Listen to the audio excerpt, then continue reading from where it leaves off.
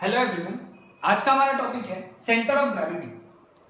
अभी तक हम लोगों ने सेंटर ऑफ मास पढ़ा। सेंटर ऑफ मास का डेफिनेशन क्या पढ़ा था? The point of the body where whole mass of the body is supposed to be concentrated. ये डेफिनेशन देखो, थोड़ा सा ही फर्क है। The point where whole weight of the body is supposed to be concentrated is known as centre of gravity. यानी सारा wait उसी पॉइंट पे लगेगा। ठीक है ना? इसके लिए हम लोग एक सिचुएशन कंसीडर करेंगे। ये कंसेप्ट समझा देता हूं।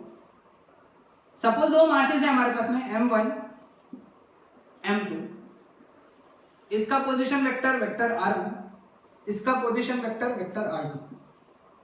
ठीक है, और कहीं पे यहां पे तो इसका सेंटर ऑफ ग्रेविटी रहेगा जिसका पोजीशन वेक्टर है वेक्टर rcg। तो according to the definition, mathematical formula for vector rcg is okay w1 vector w1 r1, okay, w1 r1 w2 r2 upon w1 plus w2। Vector इसलिए नहीं लगाया w में क्योंकि they are acting vertically downwards. ठीक है, ये concept ध्यान में है सबको यहां तक? हाँ, अब w1 का वैल्यू कितना लिखेंगे? वेक्टर rcg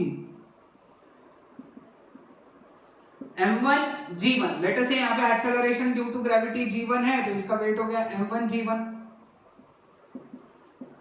यहाँ पे एक्सेलरेशन ड्यू टू ग्रेविटी है g2, तो इसका वेट हो गया m2 g2। लेट अस से अलग अलग एक्सेलरेशन ड्यू टू ग्रेविटी, बहुत दूर है और अलग अलग एक्सेलरेशन ड्यू टू ग्रेविटी, तो इट बिकम्स फॉर्मूला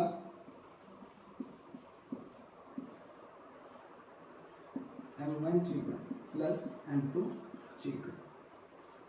सपोज ये दोनों ये फॉर्मूला हो गया आरसीजी का, यानी position vector of centre of gravity. Suppose g1 is equal to g2 and let us say g। तो g1 g2 की जगह g लिखेंगे, ऊपर से कॉमन निकालेंगे। g1 g2 की जगह g लिखेंगे, ऊपर से कॉमन निकालेंगे। Therefore vector rcg is equal to g और g नीचे का कट जाएगा, तो क्या बचेगा?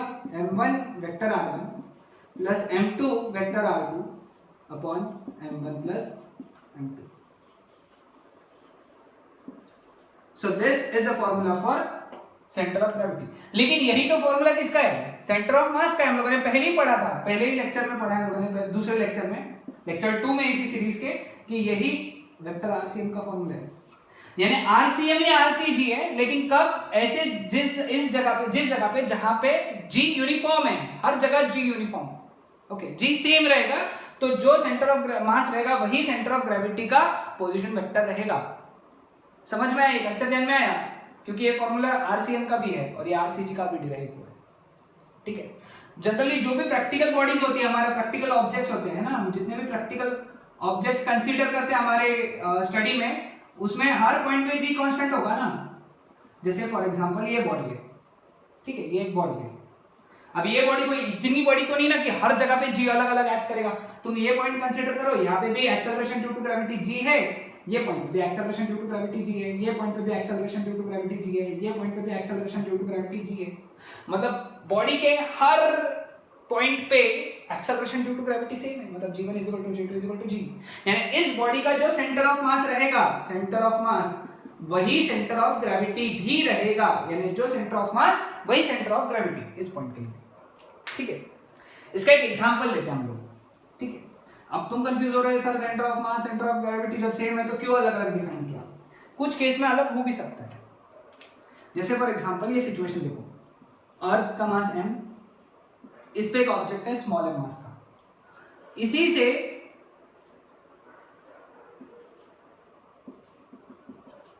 रेडियस ऑफ द अर्थ के जितना, सॉरी इतना नहीं करेंगे,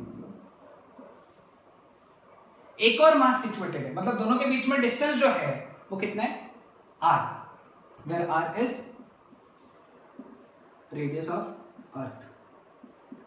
ठीक है, अब दो सेम मास है, दोनों सेम मास है, तो इसका जो सेंटर ऑफ ग्रेविटी रहेगा, सॉरी सेंटर ऑफ मास रहेगा c, और सेंटर ऑफ ग्रेविटी को g से एक्सप्लेन करूंगा मैं। तो सेंटर ऑफ ग्रेविटी c, इसका वैल्यू कितना आएगा? अब सिमेट्रिकल डिस्ट्रीब्यूशन है, ये भी m मास, ये भी m मास, तो इसका जो ये डिस्टेंस रहेगा यहां से अर्थ के सरफेस से, वो रहेगा h is equal to r/2।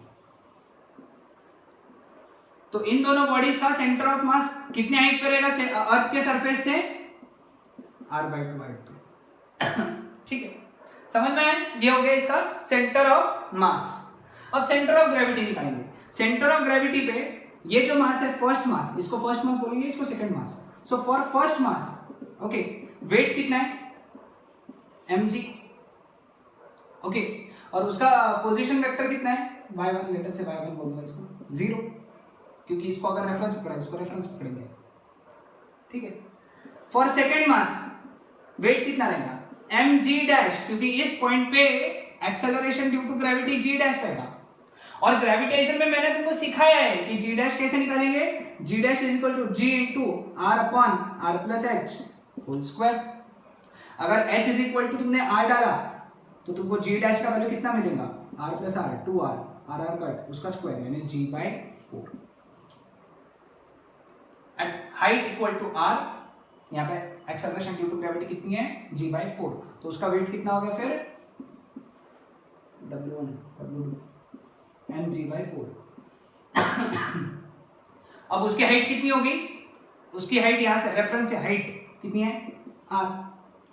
Substitute करेंगे centre of gravity, that is given by w1 y1 plus w2 y2 upon w1 plus w2, centre of gravity. w1 कितना है? mg इंटू 0 प्लस w2 कितना है? mg/4 into r upon w1 कितना है? mg, w2 mg/4। mg सब में से cut हो गया। ओके, तो ये तो वैसे भी 0 था, तो g कितना हो गया? यहाँ से यहाँ पे मैं लिखता हूँ, ये कितना हो गया? r/4 upon 1 plus 1/4 which is r/4 upon 5/4, 4 cut, तो सेंटर ऑफ ग्रेविटी कितना हो गया फिर यहाँ से? r/5। तो सेंटर ऑफ ग्रेविटी रहेगा r/5, यानी कहीं पे तो यहाँ पे रहेगा centre of gravity. r/2 height पे centre of mass, r/5 height पे सेंटर ऑफ ग्रेविटी। सो ये फर्क है सेंटर ऑफ ग्रेविटी और सेंटर ऑफ मास में इन केस में। लेकिन जनरली जो हमारे जितने भी केस है ऑब्जेक्ट्स के, हम लोग जो पढ़ने वाले, उसमें सेंटर ऑफ मास वही रहेगा जो सेंटर ऑफ ग्रेविटी रहेगा, क्योंकि सभी मासेस के लिए हम लोग g कांस्टेंट लेते हैं, हर पॉइंट पे g कांस्टेंट लेते हैं। That's it.